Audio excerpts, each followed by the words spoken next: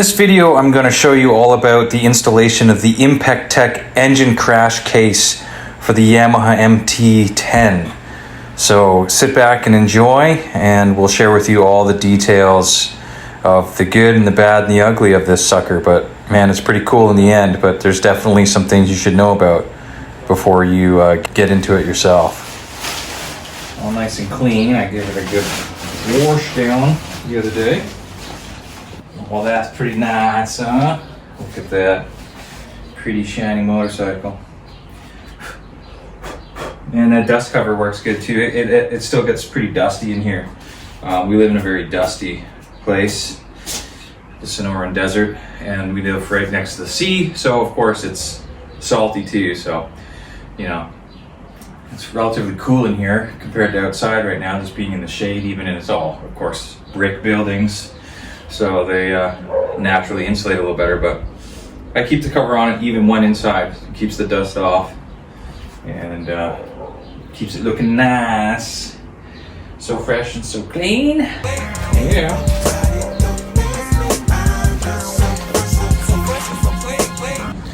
So this is what we're working on today.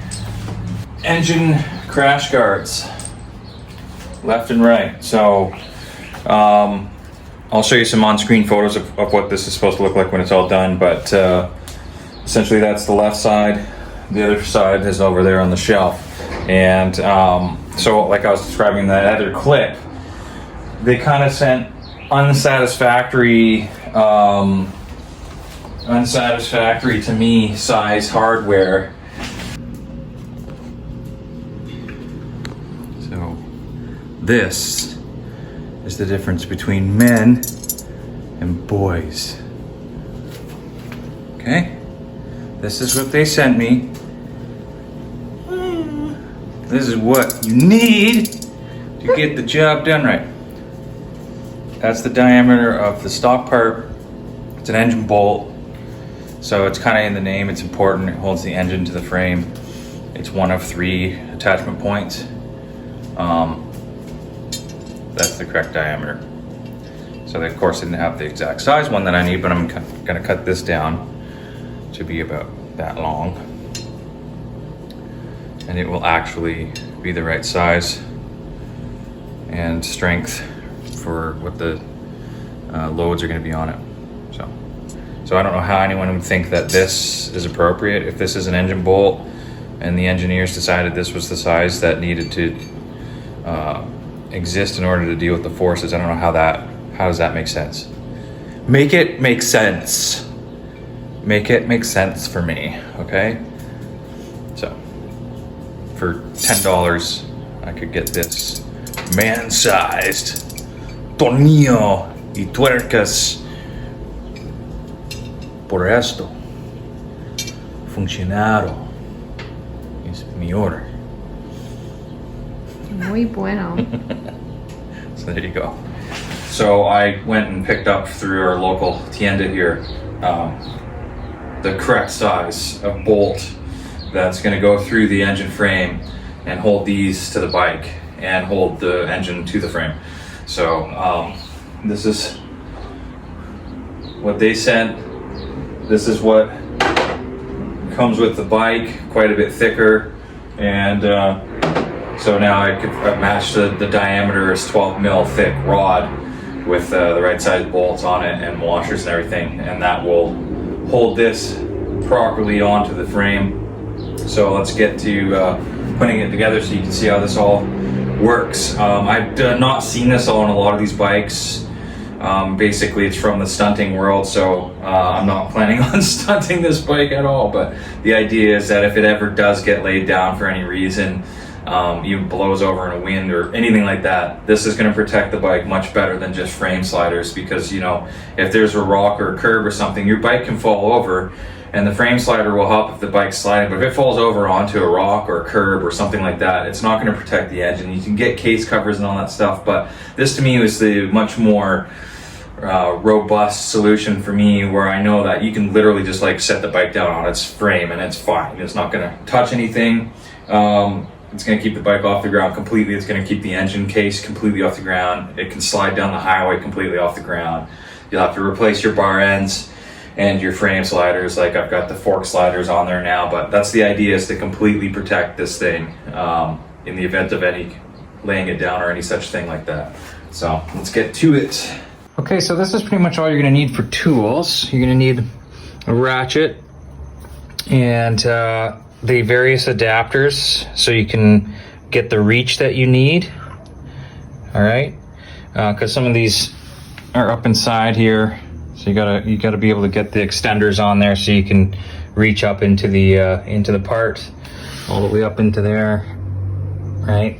You're gonna need the Torx 55 for the left side of the engine, which was right there. And on the right side of the engine, in the same spot, was the Torx 50, T50, so T55, T50. All right, the 17 mil was for removing the bolt on the original frame through engine bolt there. Right, so that was the 17 mil. And 14 mil, okay, well 17 mil. The 3/4 was for the nut here, and I went with the 3/4 here, as you saw. I ended up fabricating my own nut, right? So that was all 3/4, and then 14 mil was for the joiner, the connector down here that runs behind the headers. And then finally the 3/8 was for the little Delrin pucks and the self-tapping bolts there, self-tapping screws, right, with hex heads. So that's all you're gonna need for tools for that installation.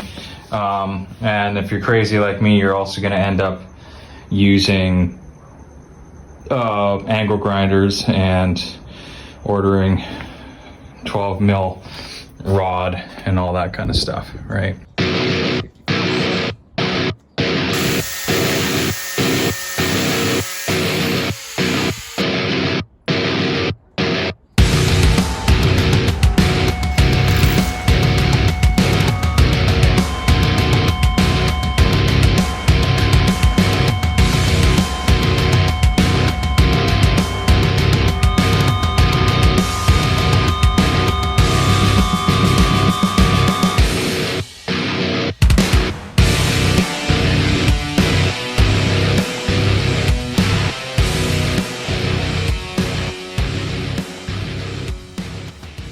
Okay, so this is what I've come up with now in order to replace what they sent me. So this is what they sent, right? This is what I've come up with to replace it. And the solution for washers are going to be 2 lock washers that will actually still fit inside of here. You know, it's limited. It's limited in what will actually fit inside of there. So these washers will fit in the same space and the same footprint as the nuts there, and we'll give a little bit of a locking washer effect, and drastic improvement over this. So this is all they sent me, which came with a nylock on one end and a flat washer and a locking washer, nothing on the other end. And they're supposed to get back to me with an explanation as to how that was supposed to work without 2 nuts on it. So I've just come up with my own solution, which is unfortunate because it wasn't cheap. It was about a $620 kit to get the engine crash bars and the hardware that's supposed to go with it. I mean, it's a really nice looking product, don't get me wrong, right? They powder coat it, the paint looks great. Just a little underwhelmed with the piece of the kit. So that's supposed to go through the engine and the frame. That's all nice looking stuff. It's just they kind of got to 90% and missed the last 10%, which is speccing this to the right size and making sure that's all going to work correctly. So we'll move ahead with that now. I'll show you how this all goes together. Okay, so this is the entire kit right here. So you've got the right side, left side, and the connector piece for between the headers where it comes in down here, And the piece I fabricated up there so that it'll actually be the right diameter. And the Delrin pucks and the bolts for going into the frame here. And hopefully that's all going to be the right size. We'll find that out pretty quickly. And so that's what we have there. And I'm going to go ahead and start fitting this up now. So this is a Torx T55 fitting for this nut here, or bolt, I guess you should say. That's for that engine frame there. It's a T55 for that side. It's a different size on the other side. Don't ask me why Yamaha would do that. So that comes out. I've already obviously removed the bolt through the back of the engine. So I'm not going to take out any more bolts because I don't want the engine falling out of position. But so that comes out there like that, nice and easy. And like I said, this one's already been removed, right? So that's going to go through the back there, through there, and then that's going to bolt into, that's actually the lower one here. The lower one there bolts, I don't know if you can see down in there. Yeah, this lower one, it bolts into here. So we'll go ahead and do that now.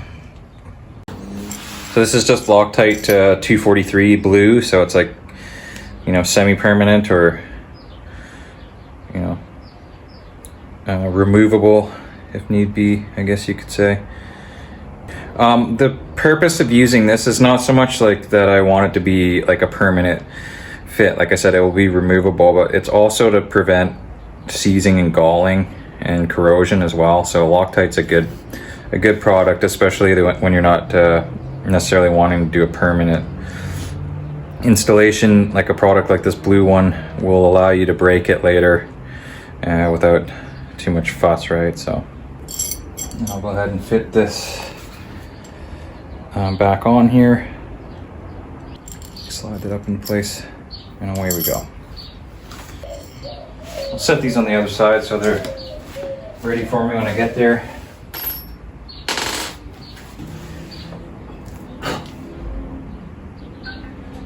I'm just going to go ahead and slide this right through and get it all the way fitted to where I want it. Okay, and then we can run this up through the frame now.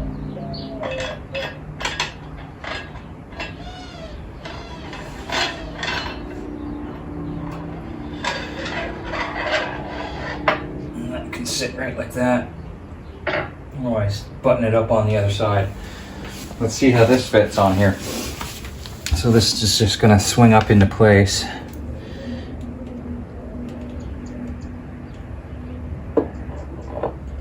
Like something like that, and get this up into its hole. Probably not without some fuss, right? Of course. Yeah, of course. Well, for the sake of making things easier, let's back this back out of here and get this happily seated in its little hidey hole here. Okay, let's see how this goes yet again.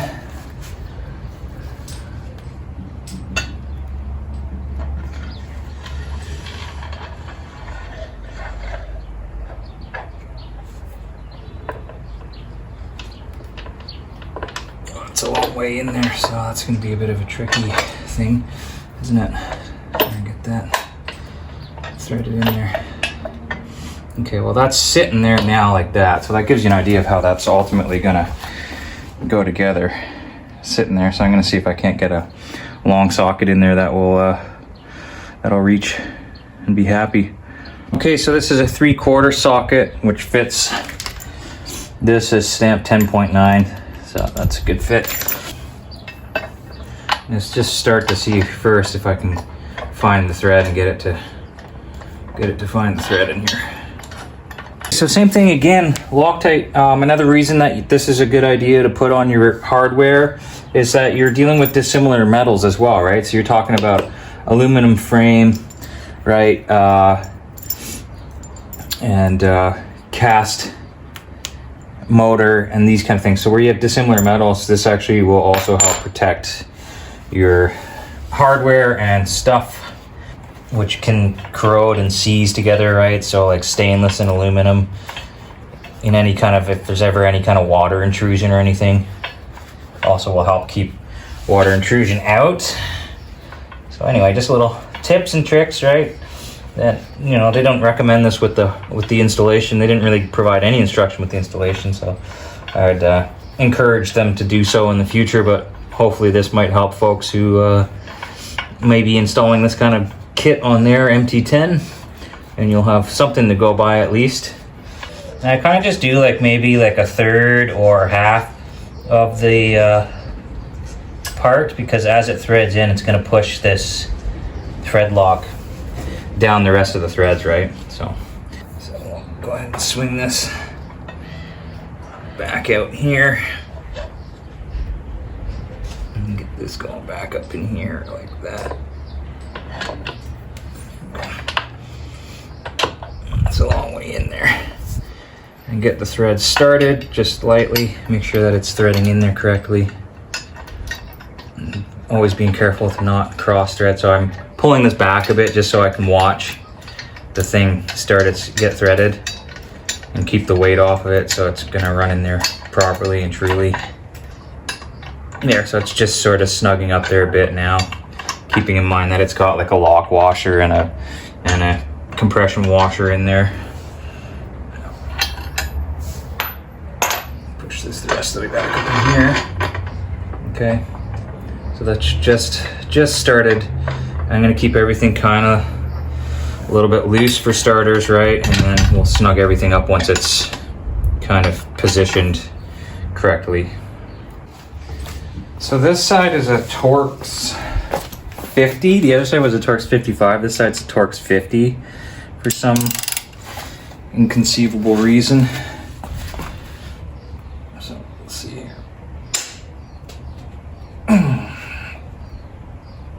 Boy. Oh yeah, there we go. I don't think that was my arm snapping. I think it was actually me breaking this, so that's good. There we go. And that's of course going to be stuck in there now until I whack that loose. So just a little trick here. These things, these Torx bits will lock up inside of your, Allen bolt. So, ooh, fancy stuff. Make sure that all goes back together correctly. So it's like this little cone and wedge situation. So we'll make sure that stays put like that. That's pretty cool. Okay. And so just take this and knock it on a piece, like not on the tile, because I'll probably crack the tile, but I'm gonna just knock that on some cement outside, and that'll break that loose from there. All right, let's work this on here.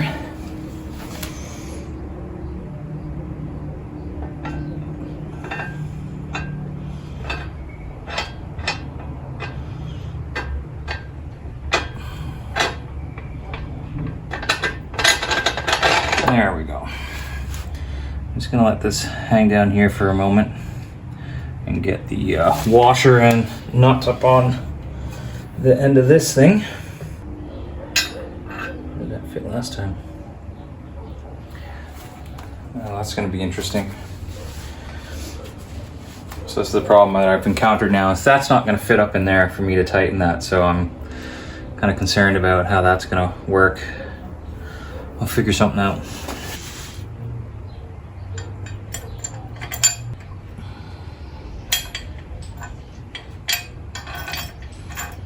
Voila. Fight!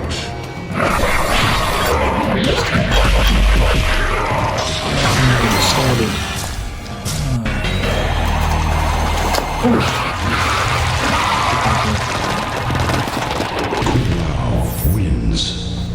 Fatality. Get this lined up.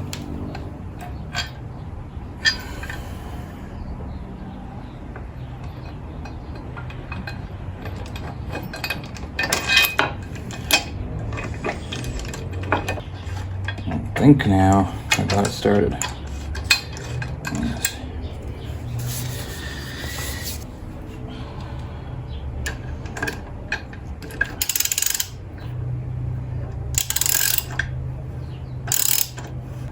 Just snug for now. I'm not gonna torque anything up until I sort of have everything fitted. Okay, so that was fun. Because this bolt is recessed so far down inside of the frame, I was unable to get my tool on it. Like I couldn't get the regular socket to fit down inside and grab the nut. So I ended up shaving this down as tiny as possible so that it will actually fit down in the hole and grab onto the nut.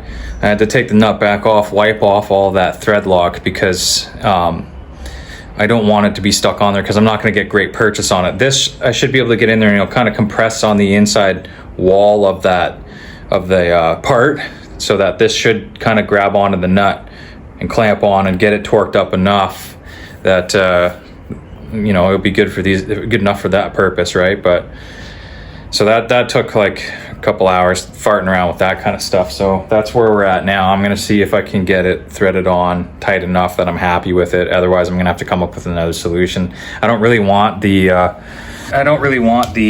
nut to be sticking out here, right? Like it's in there now. It's nicely recessed, and I can kind of get that down and on top of it. But I don't want to have a bunch of spacers and have the nut sticking all the way out here. It kind of defeats the purpose of this nice clean design like it is, right? So that's what we're up against now. Let's see if that will ultimately work. Okay, so after completing the install, there was a couple of things I wasn't happy with.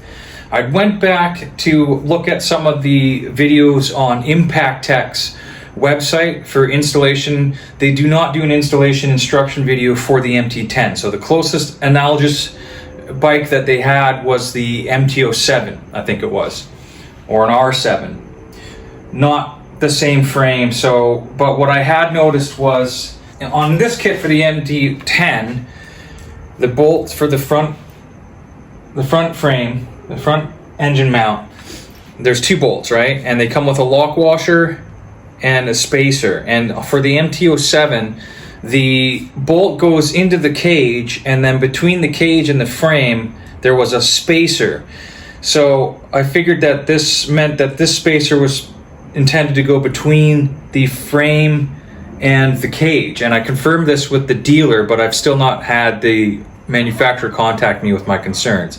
The problem was that when I fit this up with the spacer between the frame and the cage, these spacers are too large by almost probably about a third or so, and I think they're meant to crush down, but that you'd have to way over torque that bolt to get this to crush down, and you risk threading, like stripping the threads in the aluminum engine, right? So it's not a good idea to put too much torque on these things, right? Torque specs from the manufacturer is like 50 pound-foot, which is not a lot.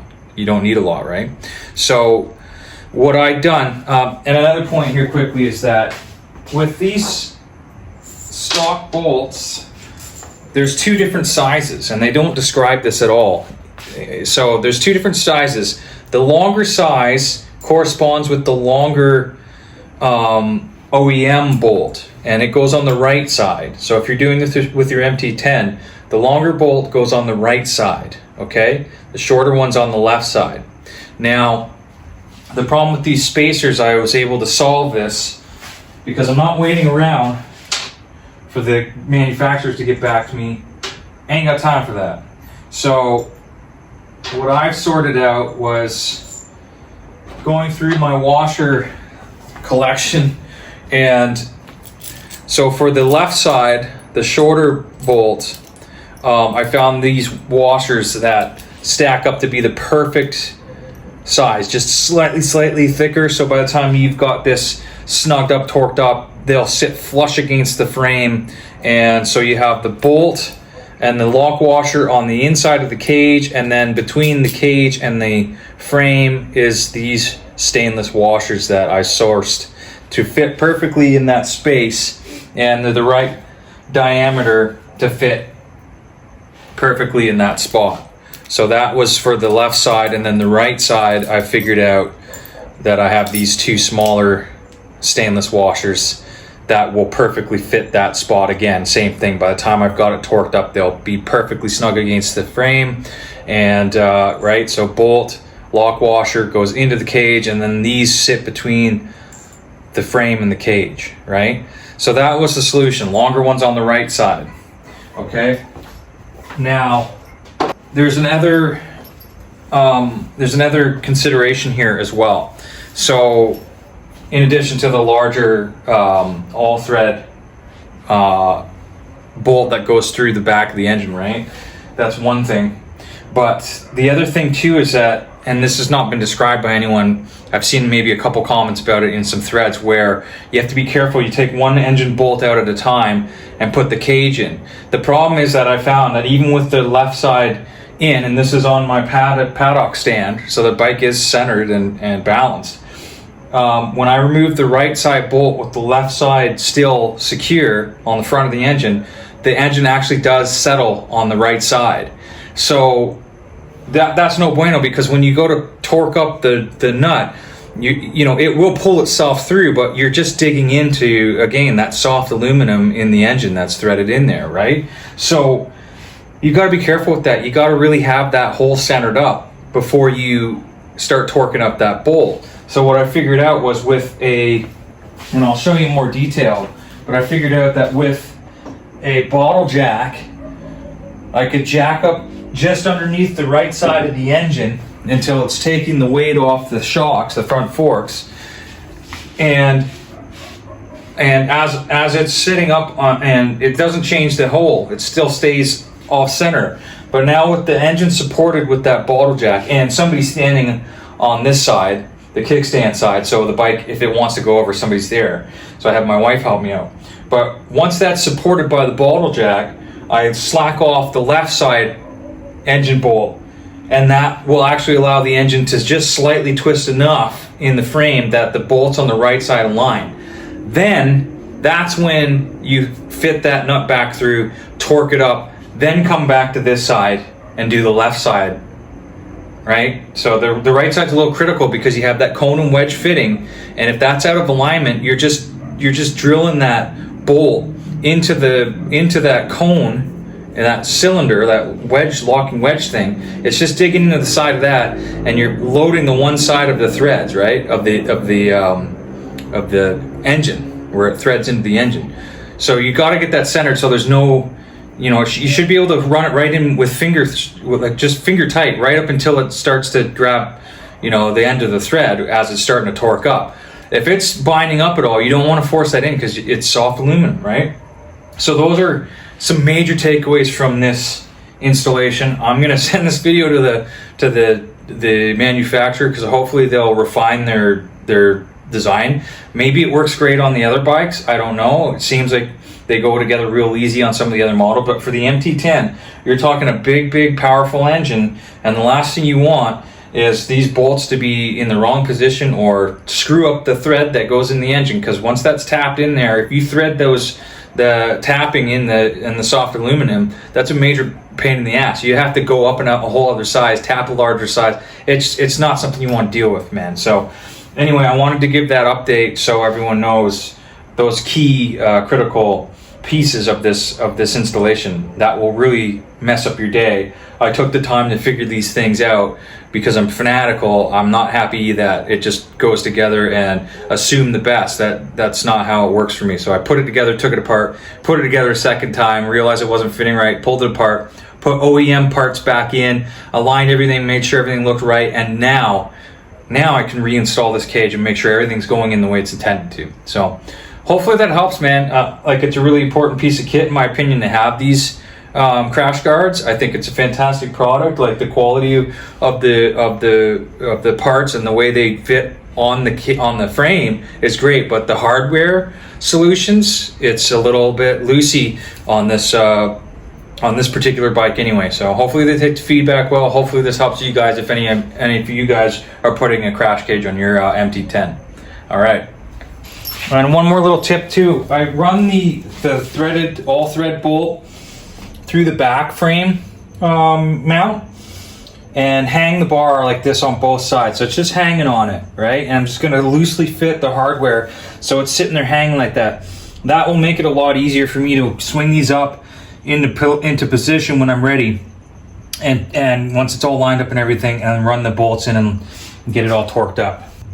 So there's this little bolt right here that I can set this bottle jack just on top of that little bolt, and it's not gonna pinch down on the oil gallery or anything like that, right? So I just kind of carefully line that up right there until it's just snug against the bottom of that bolt, and then that will start to lift this engine up.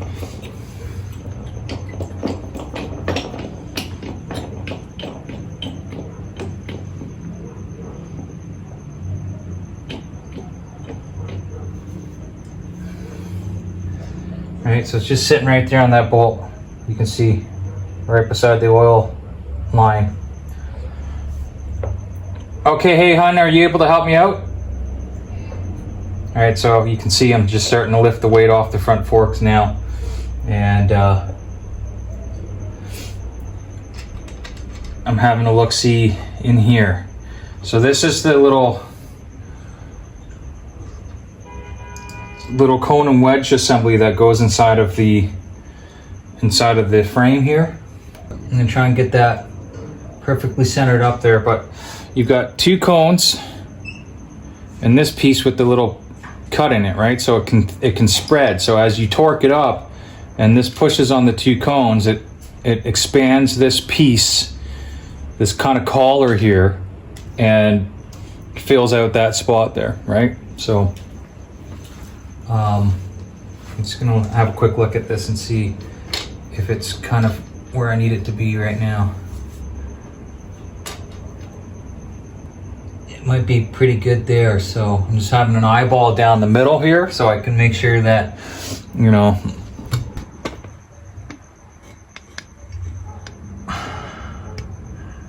where am I in space? Oh, there we go, okay. Yeah. So I'm just having an eyeball right down the middle and make sure that that bolt's gonna go. You can see it's just slightly off center, right? It's not too bad. That was much worse the last time. But I'm gonna run that bolt in there, like I said, just finger tight, and see to it that it will run in there smooth without binding up on anything. And then I can go ahead and torque that up before going to the other side. Without binding up on anything, just finger tight, right? That's what she said. Right, honey? Can't make jokes like this. This is a bike channel. I can say all kinds of crazy stuff if I want to. Okay, so see I could thread that in just with finger tightness. So I'm okay with that. I'm gonna run it right up until it starts to seat to make sure that I've got the correct, you know, clearance and everything, but I think that's gonna be okay. Yeah, and that's gonna start to bind up there, so that's good. That's pretty much the end of my thread. Yeah, so that's pretty much where I ran out of thread, and that's correct, because by the time you add the width of the frame and everything there, or width of the cage, that should be good. So I'm gonna pull this back out, and I'm gonna fit the cage on here before I take the other side out. Okay, I didn't just record that, but I just backed off the nut on the other side, on the left side. I just backed it off until it was just loose, and then hit this a couple more times. It's aligned that hole perfectly now, and I've just threaded the bolt just into the cage, so the bolt and the washer are in the cage. I'll be able to put these, hang them on the end of this of the bolt, the spacers, and fit this all up. Right now I'm debating whether to put thread lock on there again or not. I don't think I'm going to. I think they use stainless in here anyway. These are, I don't know if they're stainless or hardened steel, but I'm a little bit apprehensive about using thread lock again after having taken this on and off 3 times now. So I might just take my chances here. It's fussy, right? Like, I know this might seem fussy to do this kind of stuff, but it's important, I think, to make sure these things all fit correctly. And you just wish sometimes that the manufacturers were just a little more fussy as well. So, right, I've got this all loose still, right? So I can try and, oh, now my the jack's in the way. Of course it is. Of course it's going to be in the way, right? Yeah. So that's interesting. I got to solve this problem now. That's fun. That's just great. All right, so that's put together now. I got the cage on, and the front engine bolts torqued up, the frame through one torqued up at the back after fussing around with making my own tool. The last part is the connector that runs behind the headers and connects the bottom of the cage. And that's the last piece before installing the Delrin pucks. So let's do that. I'll zip you down here so you can get a good view of what I'm doing there, and this should be fairly straightforward to getting this wrapped up, and then I'll do a quick walk around so you all can see how this looks finished up.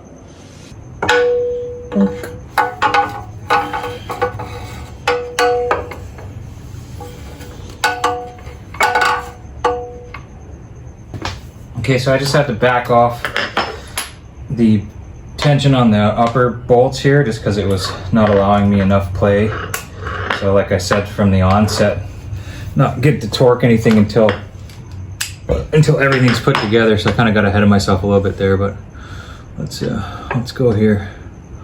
See if I can get this thread started. Okay, let's see if I can get this one going here.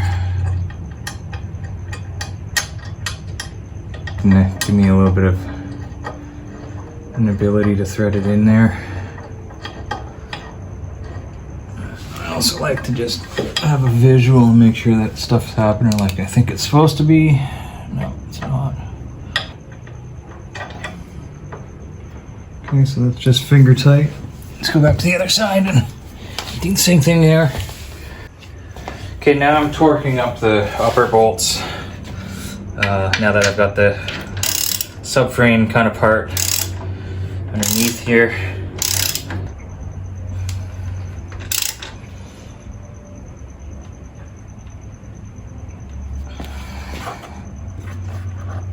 Yeah, you can feel the bolt come through. On this side, you can actually feel the back side of the bolt, so don't want to over torque it because I know it's right there. It's pretty much at the end of its thread. So that's good. I know it's all the way through the engine. It's not going nowhere. I go back and forth a couple times just to make sure that I got them equally torqued up. Yeah, so that's good. That's tight. So that's done there. That looks really good. I'm liking the look of that, huh? Very cool. Last step before wiping it all down anyway. That'll be the last step, of course. A little bit of cleanup, but putting the little Delrin pucks into place. So we'll go ahead and there's actually little holes. I started drilling a hole because I'm of course oh man, I have to drill a hole in these. No, they come with a hole, so line them up with the hole in the part, and they have a little self-tapping screw here. Pretty simple. And the bottom ones, they kind of fit a little loose at first, so I was kind of worried that this wasn't going to snug it up and I was going to have to take like some kind of electrical tape or something and make it snug. But no, once the screw's set in there and torqued up, you don't want to over tighten it because it's just plastic, right? But already that's tight, right? So once this starts to thread in and you snug it up, the pucks are in tight and no issue there. I don't like to use a drill because drills will sometimes do that. They'll just ram it right in and then pull the threads out of the material, right? This is plastic, so you could pull the threads out. So this, once the threads are set, they'll run in smooth, but if I over torque this, you'll just pull the threads out and you'll lose the purchase on the thing, right? So I'm just gonna go until it's snug, right? And then that's it, right? So if you're using a drill, like a power tool, you won't get that finesse and you'll just run it right through and over torque it. So that's just snug there, and the puck is not going anywhere. Done. That's the full install. Everything's torqued up now. Those are installed. My back bolt worked out with the invention of that little tool. It's torqued up, I think, high enough. Like, I mean, it just goes through and it runs all the way through the back of the engine. So it's not going to do anything to stop, twist, or anything like that, right?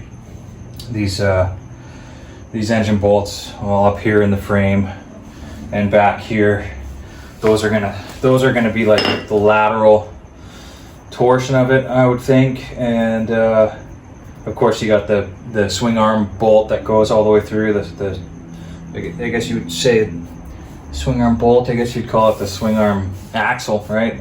Runs all the way through, and then this bolt just holds the top and the back of the engine. So I think that without it being super torqued, I mean it's in there tight, but it's not as tight as I could if I could get a ratchet on each side, and you know. But when I cracked it off in the first place, it wasn't super tight anyway. The one that came from factory, so I'm not too concerned that that's not as tight as I could make it. It's probably more than tight enough though. So that should be fun. I'm gonna clean this up a bit. We'll do a little walk around so you can see what the finished job looks like, and then the next trick will be to take it for a ride and watch all the dudes, because the chicks aren't gonna care, but watch all the dudes, you know, sweat over my bike. So not that I really I'm not looking for dudes attention or anything, but I'll probably get it whether I want it or not. So there you go. That looks pretty sick. So that's the whole shebang. That's what she looks like. Pretty cool install. I mean, a little bit dodgy with some of the details from the designer. The biggest issue, like I said, was this through bolt there. They could definitely work on a better design for that, but I think what I've got there is going to work okay. And yeah, you can see that's pretty slick. I'm going to try and get a better angle on this. Hang on a second. Spin you around the room here. Yeah, that's a pretty good angle there. So you get the idea of what that's going to do. It's pretty dramatic how far those things stick out, right? So from the rider vantage there, you definitely get some protection. Like they stick out a little bit further than the signals even, and just about the width of the handlebars, I'd say. So it hasn't changed my challenge there. It's still the same challenge getting through that door frame. I gotta make sure that gets through there. It kind of looks like a cop bike almost. It's pretty cool. So that's very decent. I'm pretty happy with that. It feels really solid as. Like there's no give on that, right? So I mean, that's pretty friggin' rock hard, solid going on there. Yeah, you can see from the front, right? Pretty much, you know, depending on the angle, they've got to be just about exactly the same width as the signals, right? Maybe, well, from the back they look wider, but they might actually be a little bit narrower than your signals. So that's pretty cool. Yeah, I'm pretty stoked on how that looks, and I hope I never have to feel how those work. I mean, it's kind of fun. I've seen people just set these things right down. I'll probably link a video to the guys who build these things so you can see what they do. And there's some images or a YouTube clip where they actually just lay the bike right down on them. Like you don't even need a side stand anymore. Just lay the bike down. It's fine. But that's pretty rad. I'm stoked on that. That looks very cool. It's all about looks, right? Who cares about the function? You just gotta look cool. So that's what they look like. I'm pretty happy with that. And it's time to go riding, huh?